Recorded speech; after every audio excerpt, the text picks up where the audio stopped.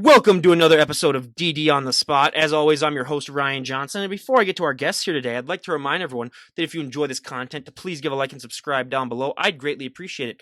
We have Chelsea on the podcast. She's a nationally qualified NPC figure competitor, but most importantly, she's our current guest. Chelsea, thank you so much for coming on. Thank you for having me. I appreciate it. Absolutely. Well, I got to ask, first of all, what's the weather like in your neck of the woods today?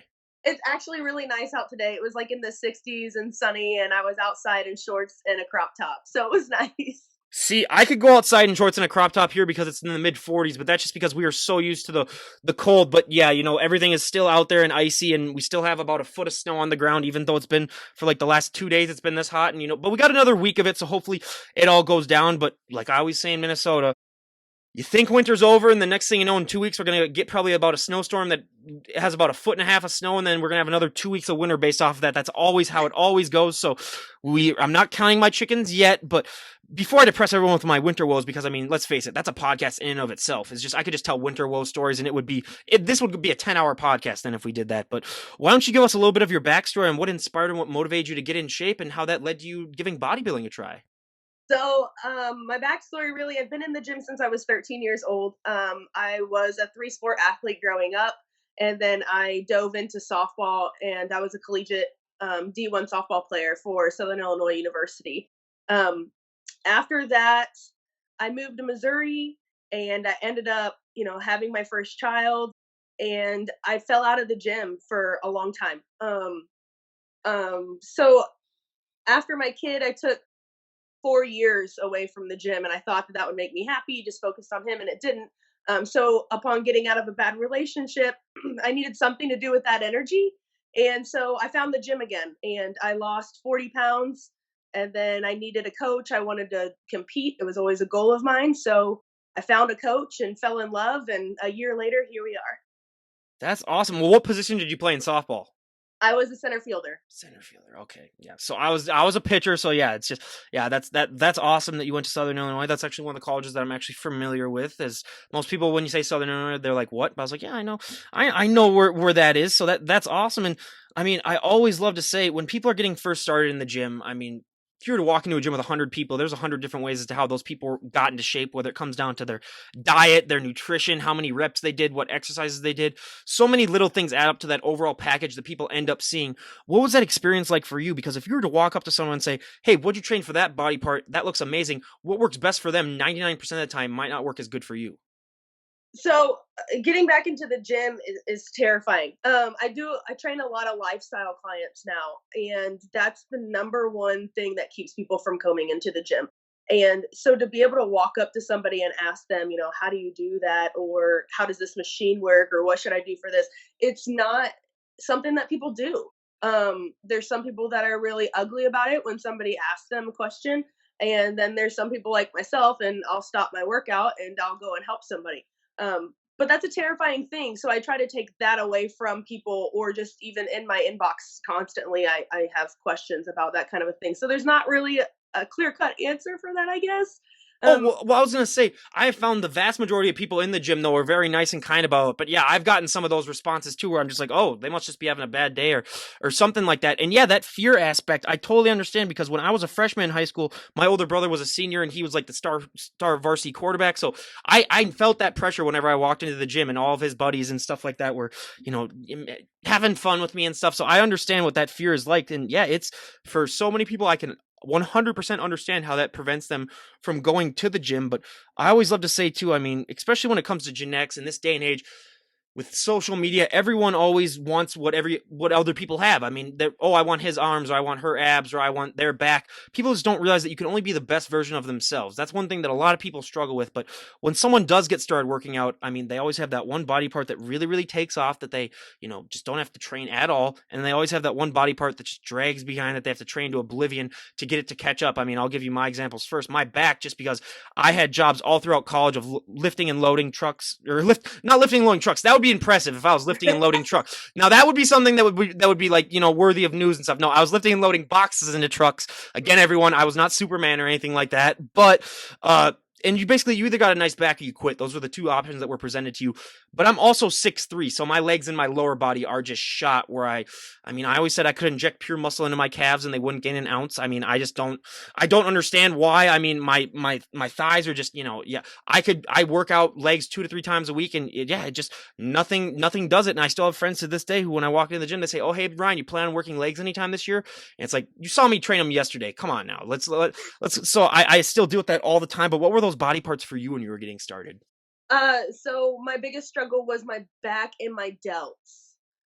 My legs, being a softball player, have always been big. I've always had big quads, big glutes. It's always been a thing for me. So I don't know if I'm blessed or cursed, but my back and my back and my delts have always been my biggest struggle. Well, at least we're like opposites then. So I can say, yeah, I was blessed with back, you were blessed with legs, but yeah, it's I always find it funny that a body part that I use more than any other body part, my legs, it's the least likely to grow. I don't understand. And that's why I love to ask that question because we have such a wide variety of answers on here that, I mean, a lot of people just don't understand too, that it's just like, oh, if I train just like he or she does, I'm going to look just like them. It's like, no, you're not. That's not ever the case. So I always love to bring that up. But a myth and stereotype that I love to bust on this podcast, and we discussed it briefly before we started recording here, is that, it's gotten better the last 5 years due to Instagram, but there's still, unfortunately, so many women that have that fear that if they walk into the gym and they pick up one weight, they're just going to put on 50 pounds of muscle overnight and just become the Incredible Hulk. And first off, I wish that I had that type of self-confidence where I would think that something that great would happen to me if that happened. Give me a dose of that, and then I'd be the CEO of a Fortune 500 company. But yeah, I mean, it's just so not true, and I still hear that all the time, and it's just a head scratcher for me because I always said I would pay my entire life savings just to train once with you. But did you ever have that fear when you were getting started, even though you were getting started really young? I mean, you're one of our guests that you got started really young, but even if you didn't have that fear, I mean, I bet you still deal with that all the time now with people coming up and asking you that or having that fear. How do you like to respond to that? Yeah. So it is still a big fear. I work with a lot of people that are older than me, a lot of women that are older than me. My The first client that I got was a little over a year ago, and she's in her late 50s. And it was just, I just want to do machine work. I just want to do light machine work. And when we dove into it a little bit further, it was very much that reason why. I don't want to be big. I don't want to be bulky. I don't want to put on mass. But once I showed her different movements and different things that we could do, I mean, she's lost 40 pounds in a year and not has not bulked up in any sense of the word. So it's a lot of just trying to show people what the compound movements can do for their bodies and how lifting weights can actually help more than just doing a bunch of cardio. It has been proven time and time again through studies that lifting actual weights is more beneficial than just running or doing any type of cardio. Absolutely, and for anyone that doesn't believe me, go and run 100 miles, and then take a week off, and then go work out, and then see which one makes you feel better. I'm just gonna be completely honest. You're not gonna, and I'm one of those people with cardio. We'll talk about cardio a little bit later, but because that's just a whole topic in and of itself that I dread. But yeah, before we get into that, that's just yeah, that's not a good. I mean, I'll do it, but I will never have a smile on my face. But one thing that I love to add on to that last question, because I think this is one thing that impacts women so much more positively than it does men, is just the confidence boost that working out gives you. We have heard hundreds upon hundreds of stories on this podcast of women who have been able to make life-changing decisions. It's maybe helped them be a little bit more assertive, or it's just helped them better their overall lives. And I always say that is the one thing that you can take from the gym and use to impact every single aspect of your life. How have you taken that confidence boost that working out has given you and used that to better your life? So working out for me, it's helped me in every aspect. It helped me literally rebuild my life. Like I said, I was out of a bad relationship. I didn't have my confidence wasn't that high. So losing that weight and becoming more confident with myself was done in the gym. Like I tell everybody, I put myself back together one rep at a time. And that's what I did, and that's what I still do. And that's now it's my therapy. It's my home. It's my place to go. And like I turn put my headphones on. I turn the world off. So that's what it's been for me, and now I'm able to take what I've learned throughout my last year and a half getting back into everything, and I can help others as to what it's done for me and how it's worked that way. And I take my knowledge, and I'm like I said, I do lifestyle training, and so I've been able to help ladies that way as well, not just motivationally but actually physically in the gym help them work out. So it's been awesome. Oh, and it's just Yeah, the amount of stories that we've had, I mean, that's one thing that if anyone's ever feeling like down or depressed, I always tell them it's like, well, go work out. That's one of the things that really does Right. help out a lot. I mean, and it's been proven too that it really does. So that's definitely, it's not a cure all, but it really does help. And I recommend that to, everyone. And it's just one of the many benefits that working out gives you. But I mean, the number one thing that is, I mean, it's talked about a decent amount, but it needs to be talked about even more is the nutrition aspect. I mean, we have had so many times on this podcast where I've run into guests, when they first got started, they weren't that familiar with the nutrition part. And I struggled with that as well, too. And so many people in the general public, they just think, hey, if I just work out, I can eat whatever I want and get away with it. Maybe when you're in your early 20s or when you're a teenager, but now that, I mean, I'm 25, now that I'm in that age where, things are slowly starting to catch up to me, I can still get away with a lot of things that I probably won't be able to get away with, 10 years from now. But I mean, the nutrition aspect is so important. What would you say is probably the biggest nutritional change that you've made when you first started getting really back into the shape of things when it came to working out? The nutrition part of things, literally the entire nutrition aspect of it was new to me. Not new to me. I knew how to eat, I knew what to do, but I wasn't doing it at all whatsoever. I would eat like a jerk, is what I call it. I was eating like a jerk, and then I'd go to the gym and I'd try to outtrain my bad diet. And that's just not realistic for anybody and any whatever you're doing in regards to fitness. That's just not realistic at all. You can't outtrain a bad diet. And so once I got my first coach, seeing the meals and everything, number one, it was actually a lot more food than I was used to eating. And number two, it was, there was nothing processed. My sugars were cut. I only had, a little bit of fruit. There was obviously no soda, no alcohol, no, anything like that. No juices, no. So it was like, man, it was a huge change. And like I said, I have a child in the house. I had a 5-year-old at the time. So it was really difficult to not, finish off those pizza rolls that he didn't eat. So that was the biggest thing. And now, once I cut out all the processed crap and all the sugars and everything, like I realized how much less bloating, how much more energy, how much more I'm able to focus. And it was a very short amount of time that I noticed those changes. So that's been huge. And for the last year and a half, I've eaten out of Tupperware, eaten the same thing about every day, and there's really been no change. God, you saying pizza rolls on this podcast? That was my go-to after workout meal in college. Was Yes. was chocolate milk and pizza rolls. I lived off that basically. So yeah, that's good times. And yeah, I do have them on occasion now. But yeah, that's the one thing that I think is really hard. That's why I especially love having moms on, because yeah, when you're feeding your kids that type of stuff, because who wants to put their 5-year-old kid on a bodybuilder diet? That would be an interesting conversation. But yeah, so it's just that mental game, because one of the themes that I love to have on this podcast is that the mental aspect is so much harder than the physical. You can convince your body to work out, but convincing your mind to go along with it is just, that's a whole conundrum in and of itself, that I mean just really talks about the mental strength and the mental fortitude that a lot of these competitors have, that they're able to go through it. But a training technique that I love to talk about, because so many times on this podcast it's been recommended to me. I mean, I was familiar with it before I got started with this podcast, and I did it a couple times, but I wasn't as into it as I am now, is time under tension. Do you like to use a lot of time under tension in your training? I really don't use a lot of time under tension. Really the only thing that we use right now is the amount of time between my sets is timed. Other than that, there's not too much that's really timed. I do some drop sets, but really the amount between my sets is pretty short, and that's really my only difference right now. Do you like to go quick, or do you take your time in between sets? So in the off season, I'm usually 3 to 5 minutes because I'm actually building. I'm lifting heavy. In the prep, which I'm in prep now, it's usually 60 seconds between a set. Yeah, for me, I've never gone more than like 45 to 45 seconds to a minute, but that's just how I am. I get anxious thinking about that, and I'm just like, I don't. Well, first of all, it's like I don't want to be here for 6 hours if I take like 3 or 5 minutes in between sets and stuff like that. But yeah, that's one thing too. And yeah, I mean, we can obviously tell that she's in prep. Everyone, how many weeks out are you? I'm 14 weeks out.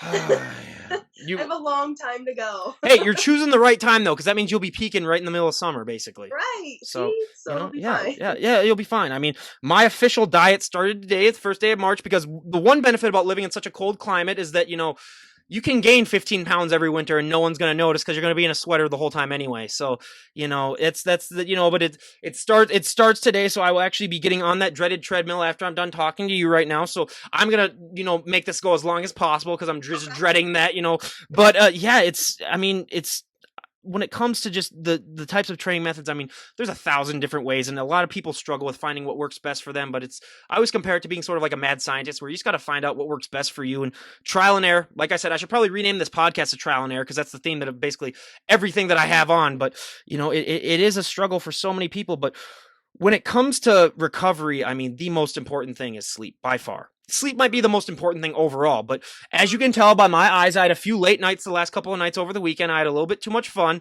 so I've been lacking in the sleep department the last few nights, so I am definitely feeling those effects. But I mean, I always say, just for the normal person, sleep is so important. But when it comes to bodybuilding and health and fitness, it becomes vastly more important. What is the recommended amount of sleep that you try to get? And I know, being a mom especially, your sleep is going to be limited, no matter what. And being a bodybuilder, especially after when you're in prep too, you might be so sore sometimes that you might not even be able to go to sleep. How are you able to deal with that, and how are you able to cope with the fact that your sleep might be limited at times? So sleep is important, like you said, like it's vital, but I'm really bad about sacrificing my sleep to finish programming for a client or spending time with my kid, things like that. I try to get about 8 hours, which is about normal for me in my off season. And in prep, I mean, with taking a nap and like nighttime included, I'll sleep up to 14 hours a day because I'm so depleted. Like, I joke with everybody, and I've become like a hibernating bear. Like, That sounds so good right now. That's yeah, I know. that. Oh yeah. Well, I always say one of the best feelings in the world is after a long hard workout, if you're able to get that proper amount of sleep, you just feel like a superhero waking up then, basically. But yeah, on prep, yeah, you sleep, yeah, that's one thing that, I mean, again, is not talked about as much as it should be. But when it comes to bodybuilding, the most shocking thing for me that I would have never guessed before I started this podcast is that for so many of these athletes, posing is the hardest thing for them. It's harder than your nutrition. It's harder than your working out. I mean, I was so shocked by it. And I like to compare it now to being a perfect driver, where you can be a great driver. You can never be a perfect driver. You can be a great poser. You can never be a perfect poser. It's always ever evolving. What has your experience with posing been like? Posing, posing sucks. It's better now. It's a lot better now. But I remember when I first started, they were just like, flare your lats, just flare your lats. And I'm like, well, I know that concept, but I don't know how to do it. And I couldn't get my muscles to understand what I was trying to do. So it took me a really long time to pose. And I was posing every day, any chance that I had anytime I'd go to the bathroom, walk in my bathroom, I'd pose after a shower, in between sets. And it's still very much that way, but now it's more just tweaking little things for me. And I do have, a couple clients, and I tell them, pose as much as you can. Like, you have to pose. Watch the YouTube videos of, these pros and what they're saying and their tips. Like, they're very helpful. Go to workshops in your area with people. Posing is extremely, extremely difficult. And after a 20, 30-minute session of posing, usually I'm sweating by the end of it, and it's a whole nother workout in itself. So it's very intense. Well, I've always said too, the most shocking thing that I learned from it is that, like you were talking about, you're going to get more sore sometimes from your posing sessions than from your actually working out, because the body is not meant to be in that flex of a position for that long. So it's a struggle for so many people. But out of your figure poses, because I know you have your 4 mandatories, what is your favorite pose to do, and what is your least favorite pose to do? My favorite pose would be my back pose. Because I have been able to bring my back up. It was my weakest point, and now it's like one of my strongest favorite points on my body. So I love my back pose, and I hate, I wouldn't say hate, I really dislike the right side model pose. The reason being is everybody seems to be able to twist one way better than the other. And the way, you have to have your hips straight, but you got to twist your upper body. So it's a whole big thing. And for some reason, I'm just not able to twist all the way that I need to on my right side. So that's become a weakness for me, but I know that. So I've learned how to kind of manipulate that pose a little bit. Yeah, I mean, and I agree with you on the back pose. That if I ever compete, that would be my favorite pose as well. Not because of anything other than the fact that I could let my smile down for a little bit. Because one of my guests from Australia brought up that she's like, yeah, when we were doing our mandatories or whatever, or no, when it was call outs, she said, yeah, I let my smile down for like 10 seconds and I got docked a point off for it. And it's just, a lot of people don't realize that your jaw muscles at most times are the most sore thing after a show than any other thing in your body. So yeah, that's just another thing that adds onto the checklist. I like to have like a little checklist of like what these bodybuilders have to go through, because it's like we were talking about before, the general public just assumes that you work out and you go up on stage and you pose, and they don't realize anything else that really occurs with that. But one thing that, bikini figure people struggle with a lot is wearing those damn high heels. What was your experience like in those heels? Oh, I love heels. I love them. So for me, like people are like, why don't you do physique? And no, I lose my heels if I do physique. I love heels. I just bought a new pair. They're all blingy diamond or little fake diamonds all up. Like, no, I love them so much. So walking was no issue for me. We get a first every podcast, and can I say that she's the first guest ever who actually loves the high heels? Everyone else is just like, oh, they're horrible. I have to like try them when I'm like cleaning the kitchen or when I'm like doing laundry or something like that. I have to wear them all the time just to get used to them, or vacuuming. And that's another big one that we hear of. And it's just like, yeah, I guess we got one that actually enjoys it. I mean, that would be a struggle for me, well, just because of my height alone. But yeah, I mean, that's a great. It's great that we finally got that out of the way where someone actually enjoys those high heels. But I mean, as you can tell, I'm one of the palest people that you'll ever meet in your entire life. Just my thick Norwegian skin, being in the upper Midwest, where if I go outside, I'm gonna either get burnt to an absolute crisp or I'm gonna get farmer's tan. Where let's be honest, that is not a real tan. So I've never been tan a day in my life. But bodybuilders get tan. So I've always wanted to ask the question, what is that feeling like for you when you get that tan on? Because we hear so many stories about how you see all these muscles that you never even knew that you had. Everything really seems to pop out. What is that feeling like for you? The tan is fun. The process itself was very interesting being a first time competitor because I didn't really know what to expect. So it was very overwhelming. But waking up that next morning, once it's calmed down a little bit before you go for your second coat, it was awesome. Like I loved it. I stared in myself in the mirror for a long time just because you're not in that physique for very long. So to see all your hard work pay off and to see the body that you've built that you've literally done by yourself, it's a big payoff. It's a lot of fun to see all of that. So I love the spray tan. The first time I found out about how it got applied, I was like, no way, you're lying. That's not true. And then after like more and more people confirmed it, I was like, okay, really, that's what they do? So that's shocking as well. And I won't repeat that whole story again because I've done it way too many times, but go and watch some of my earlier podcasts, everyone, if you want to know. And it is shocking. I would have never guessed that in a million years. But yeah, again, that's probably one of the bigger checklists on what these bodybuilders have to go through. But when you're walking on that stage, I mean, what is that feeling like when you get to walk up on there and show off all that hard work that you've worked months upon months on? So it's a little bit of like nervousness. Like for some reason for me it's a huge adrenaline rush. So my body automatically just starts shaking just from all the adrenaline. So I get up there and I'm already depleted. I don't have any sodium really in my system. So I'm cramping while I'm posing.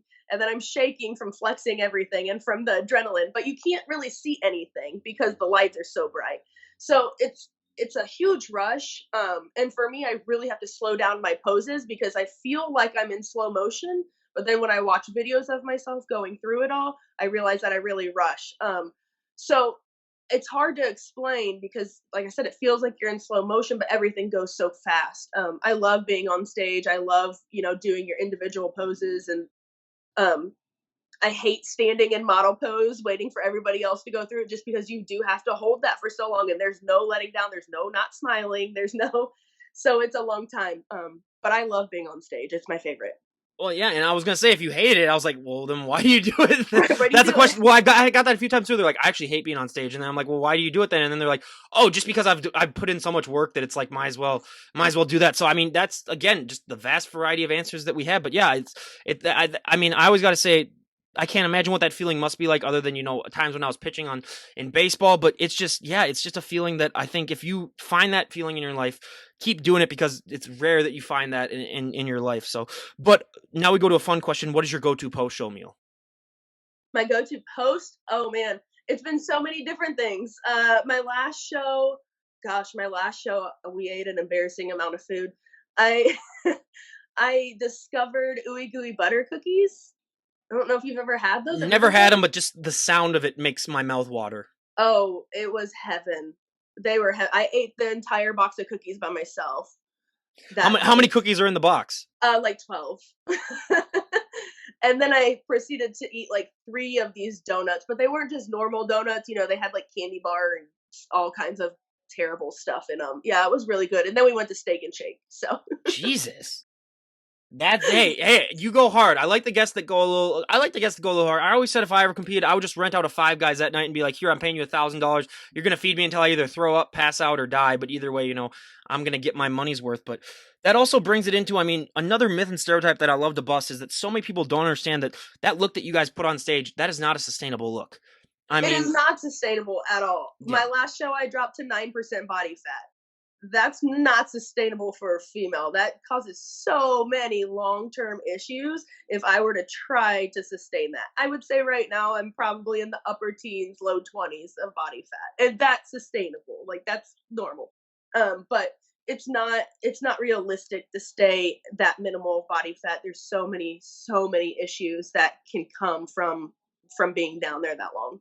Well, and I say too, there's so many people that when they first get started, they try that, and I mean, it's just disaster follows them. And if you want to have a long career in the sport, or you want to at least be healthy too, I mean, that's one thing that just can't happen. So that's why I love to bring that up, because so many people, they see these competitors and they're like, oh, they must look like that year round then, because they just, a lot of times, like everyone saves their pictures from when they're in shape and then they post them year Of round a course. lot of times. Of course, well, I do that too, obviously, but it's just for so many people, they don't understand that. So that's why I love to bring that up.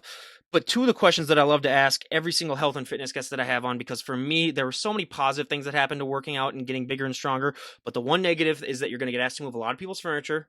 You're going to get asked to open a lot of pickle jars or bottled water. You're just basically the go-to Yeah. strength person. I'm still at home with my parents for the next couple of months, and every single time they come in with groceries, I basically have to lift the car into the driveway, being the good son that I am. What has that been like for you as you've gotten into bodybuilding? Do you find that you get asked to do more favors, or that people are just a lot more aware of you and they expect maybe a little bit more of you? Yeah, very much so. So, um, at my job, I am always asked to like move things or take care of. We when Christmas time, I had to carry in the boxes to put up the big tree. Just the other night, I was meeting with my sponsor. We grabbed a bite of dinner, and before he got there, I was sitting by myself at a table, and this kid at the table next to me was acting up, and the mom was like, "That girl has muscles right there. She's gonna kick your butt." Like, so I get I get that stuff all the time. Um, and sometimes it's funny, and I can play it off or whatever. But yeah, it happens. It's a real thing. That's one thing that I've been shocked by too, is that, I mean, the one thing that shocked me was, yeah, you become sort of like a mini celebrity where like everyone just, when you walk in, there's focused on you. The one thing that I mean, when I was in college, I'd have girls come up and like feel my arms and stuff like that at bars. I was vain back then. It was the college years, so I'd pump it up a little bit for them every once in a while. But that's just one thing too. I just find it so fascinating that you just become, just a enigma basically in a crowd, and people just don't, I mean, they're just, I mean, and again, it's human nature to just be fascinated by things that aren't of the normal. So that's just, I mean, it's a different thing for people that experience it. But I mean, I always say, being 6'3", I have the short end of the stick where I'm going to get asked to move stuff if I had zero muscle at all. I mean, Right. that's just a give me. So I've that's always been my life basically since I was like 15, 16. So I've just been getting used to that. But my favorite question to ask the health and fitness guests is, because we've had wide variety of guests on, and for the fit guys, their clothing options are hard enough as it is. But fit women, clothing options. I mean, the moment that you said that your shoulders really, really took off, I was like, that poor thing. Dresses aren't your best friends. Jeans are another thing that we hear of all the time. If you have a big lower body and a small waist, I mean, your clothing options can be severely, severely limited. And the fact that you basically have to have two wardrobes, your prep wardrobe and your off-season wardrobe. What are Yeah. some ways that you're able to compensate for the fact that your wardrobe is basically screwed? I live in jeggings. That's my go-to. If I have to wear denim, it's going to be a jegging because nothing fits. Nothing. Unless I have it custom made, I have not found a store that carries anything to fit me jean-wise. Aside from that, I'm always in workout pants. 24/7. Unless I've got something that I have to dress up for, I'm always in workout pants. But I mean, t-shirts are a whole nother issue. Like, this is a medium and it's really snug. It looks like I went to the Baby Gap, but I love it. But then I've got another medium that's almost too big on me. So there's no there's no way to gauge anything. Well, the And then best the best with that is that make your arms look bigger too with those smaller shirts. So it's a right. it's a win-win. I mean, you win some, you lose some. So there's always the positive that goes with the negative. But yeah, just finding stuff, especially for like shirts and stuff. Yeah, that's, I've heard so many stories where it's just like, anyone out there, if you have any clothing options or anything, just make like jeans that stretch or something like that. Just come up with that, and you would be like you would make so much money off of that. And I have so many guests that would be willing to buy that. But now I mean, you talked about it. You have a son, and how important is it for you two to portray this positive, health and fitness image to him? And just because, especially in this obesity crisis that we're still going through with the younger generation, where, I mean, a lot of them aren't getting as much exercise as they should, or they're not getting as many healthy food options. How important is it for you to serve as that example so that he can look up to and say, hey, hey, when I get older, I can be in shape too? Yeah, so my kid is 6, and when I got back into the gym, he was about 3. So he is very used to this. He gets up at 4 in the morning with me, 4, 4:30, we're at the gym by 5. My 6-year-old gets up, and he'll go to the gym, and he'll sit there and play on his Game Boy. And he knows it, and he knows after I pick him up from school, we're gonna go to the gym so I can train my clients, then we come home and we read, do his homework, he gets a bath and goes to bed. We're very scheduled. My time management has to be impeccable for everything that I take on. But he loves it. He asks me all the time to eat my food. So he eats some of my meals out of Tupperware. He does my poses with me. He'll go through my posing routines with me. Yeah, I have a bunch of pictures of that. So it's really cute. And then he works out. I actually do agility and some resistance training just with bands since he is so young. I won't let him pick up any weights, but he's played football for a couple years now and baseball as well. So we work on some agility and some cardio type things. So he's very much into it. He is ready to compete. I was a power lifter before I took on bodybuilding. So he's seen me do that and now he's watching me do this. So he always talks about, wanting to compete and this and that. So probably a teen division up and coming bodybuilder there. Get the 6-year-old division started. He'll probably win it. Right. No, he loves it though. I'm all for it. Like, so we discuss it all the time. That's an idea for anyone out there. Whoever produced like that toddlers and tiaras, do like a little body, do like a little like 5 or 6-year-old body. I would watch that show. That would be hilarious. That would be awesome. Yeah, that would be. See those kids get all tanned up and everything like that. Oh, that would be that's almost like that sounds like an It's Always Sunny in Philadelphia episode. Basically, is just the plot of one. But yeah, that's awesome because yeah, it's been proven by so many studies that kids that have parents that are in shape, they're vastly more likely to maintain that lifestyle into adulthood. So that is so great. But we are, God, it's already May 1st or March 1st for everyone. I'm not gonna make it seem like it's later than it is, but we're a couple months past New Year's, and I mean, everyone, tries their New Year's resolutions, and by now, almost everyone's probably failed at their New Year's resolutions. But when people are first getting started in the gym, I mean, so many people go through so many different things, and a lot of people, aren't able to achieve those goals. What advice do you have for people getting started working out so that they're able to achieve their goals? Getting started is the hardest part. It's not staying with it once you're started, it's getting started. And I'm sure everybody knows that. Everybody hears that. But it's those days where you don't want to go to the gym, where you don't have motivation to do anything. You want to go home and eat that bag of potato chips and watch your Netflix show. Like, those are the days that they're most important to go to the gym, or you just had a crap day. Like, go to the gym regardless. That's what I've learned. And that motivation comes and goes. It's going to be dedication that keeps you with it. So those are kind of what I tell my own clients. You just have to stick with it. You got to grit it out. And after, those 7 days, those 21 days, it becomes routine, and you're just going to feel weird if you don't continue to do it. Well, and if you're lacking motivation, I say there's always cocaine too. So, Oh no, I'm kidding, everyone. I do not endorse using cocaine. Don't give me the SE. I don't want the people on the radio or whatever like banning us. No, I do not endorse that. But if anyone's looking, no, I'm just kidding. But it's the motivation thing. Yeah, like we were talking about before. It's all about just being able to do it when you don't want to do it. I mean, because not everyone, I mean, first of all, I've never met one person that, feels great about it every single day. And if they do, first of all, they're a liar. And second of all, I want to get them tested and see what they are on. If they're feeling like up to it every single day, I want to take those pills that they're taking then, because that would be great. But yeah, it's just a struggle. But just like everything else in life, you're going to go through things, and just how to, just keep getting up when you fall down. But if someone were to walk up to you and say, we made the decision and you can change one thing about the bodybuilding lifestyle and everyone would go along with it, what would be one thing that you'd like to see changed? That I can eat my cookie dough and still get the physique that I need. My sweet tooth is so bad, and I miss my cookie dough. Mm-hmm. I'm just waiting for that pill that you can take where you just basically, like, you do gain that 50 pounds of muscle overnight. And then it's just, I know. How they haven't came up with that yet. I'm patiently waiting for that. But yeah, if you could eat, now, unfortunately, I have one of those friends who's the luckiest person of all time, where he just has those genetics where he could eat 10 Snickers bars a day and he wouldn't gain an ounce of fat. Huh? He's one of those a-holes. So, I just hope that I just hope that, God or whatever is playing a trick on him where he's going to wake up one morning and be like 100 pounds overweight.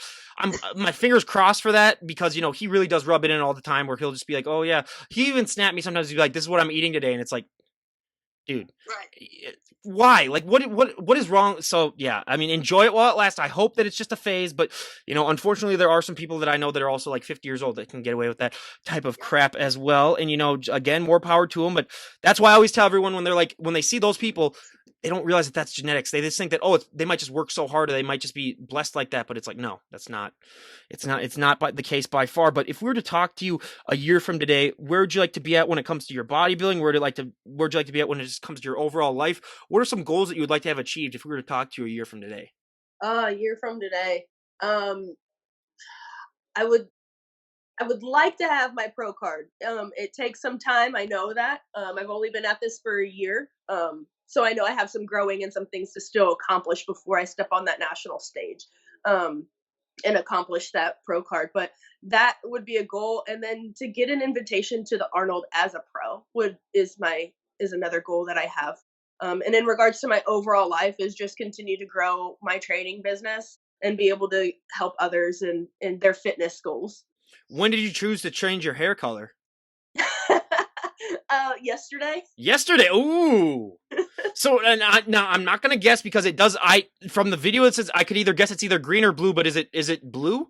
Yeah, it's like this Okay. weird. Yeah. I don't know. It's like turquoise kind of. Yeah. Yeah. But I like it. It's a way to stand out in the judges Exactly. at least. But I do find a lot of people tend to sometimes do that for bodybuilding too. Like some of the guests that we've had on, they have like pink or they have purple or they have yeah, I mean, I made some mistakes too. I look back at some of my photos when I was in the early middle school and frosted tips were still a thing. And, I regret those, but so yeah, we all, but yeah. And that's great too. I mean, I always, that was the first thing that popped out when I first saw you. I was like, oh yeah, hair, different hair. So that's great. But, oh, excuse me. So what would you personally say is probably the biggest myth and stereotype that you get a lot being a bodybuilder? Man, I don't. Trying to think. The biggest stereotype. I guess I get recently. I've gotten a lot of negative and like backlash. Not backlash, but negative from mostly men in my inbox. I'm too manly. I'm too big. I'm too that. So that is something that I feel like a lot of females in this sport get, and that's recently started happening to me. So that's really the biggest thing that I would say goes on for me. Well, and we're gonna disprove this right now. Can you give us a front double buy? And we're gonna say, does she look like Dwayne the Rock Johnson or does she look like Hulk Hogan? Everyone? Yeah, really? I mean, she looks amazing, but does she look anything like? I mean, I just find that so funny. And yeah, we have heard, it's men and women too that unfortunately bring them down. But yeah, you just gotta realize that a lot of it comes from insecurity, and 99% of the time it comes from stuff that it's not even about you, it's about them basically, and they're just projecting it. But yeah, that is one that we hear of all the time when it comes to people just sometimes have a hard time accepting that. But it comes with the territory. But like I said, the one positive though is that it has been getting better as time's gone on. I think women that competed maybe like 10 or 20 years ago, they might have a little bit worse, might have been a little bit worse or off, but it has been getting significantly better. But lastly, is there anyone that you'd like to give a shout out to before we wrap things up? My coach and my sponsor. So they've obviously both been huge, especially recently. I just joined this team. This will be my first show with them. We've already made huge leaps and bounds. And then Axis, I recently signed up with them, and so they've both been monumental to this entire prep thus far. So, what show are you prepping for? I'm prepping for Muscle Mayhem in June. Where's it at? Kansas City. So you don't have to travel that far at least. So that's about 5 hours. Hey, it's better than some of these people that are like, I talked to the one guest who's like, they're in like the deep south part of Texas, and they're like, yeah, I gotta go to Pittsburgh, and I was like, well, that's about it. But yeah, 5 hours isn't. I mean, that's like from here to Omaha, basically, where I'm at in Minnesota. But yeah, I mean, we wish you nothing but the best of luck in that. And lastly, I love to ask, because it's one of the funnier questions, is do you have any funny prep brain stories? Pet brain. My Forgetfulness, or biggest. you just do you ever get like really clumsy, or are Oh you yeah, able to deal no, with it? Yeah. my biggest one probably would be I went to pick my kid up from school and he goes to after school care. So I got out of my car and didn't put my car in park first. So um yeah. So that's and I did it wasn't just one time that I did it. I did it a couple Did times it hit on anything, or prep. were you able to get back in and No, do? I didn't hit Oh, anything, okay, thank okay, God. okay. But I mean, it happened more than once. I feel like it was becoming an issue. So, Yeah, I but mean, yeah, that's probably my biggest. I love those stories, and I gotta say, my one prep brainish story is that I worked a 24-hour shift one time, and I was still in a warehouse, but I'm just the manager of it. But so when I was walking out, I was so tired that when I was walking out to my car, I was like, "Oh my god, where are my keys? Where are my keys?" For about 2 minutes, I was searching for them. They were in my hand the entire time. That's how tired I was, that I didn't even realize that the keys were in my hand the whole time that I was looking for them. But because my hand was closed. But then, I was like, oh, this must be a little bit of what it might feel like to be on prep brain, then just the depletedness. But yeah, it's no joke. It's a thing that a lot of people, I mean, I love to hear those stories. But again, Chelsea, we cannot thank you enough for coming on the podcast and for sharing your journey with us. And I loved having you on, and we wish you nothing but the best of luck in all of your future competitions. And honestly, keep doing what you're doing and keep inspiring people, especially being a mom. I know it's hard enough just being a mom, but also competing too adds an extra layer to it. But again, thank you so much for coming on. Absolutely, I appreciate it. All right. So again, you guys go and give her a follow. I'll leave a link to her Instagram page down below. Just a little warning. You will be inspired to get out of the couch and, start eating those Twinkies, and you will get inspired to go into the gym. But again, thank you so much for coming on. And this is Ryan Johnson, DD on the spot, signing out. Have a great day, everyone. Thank you.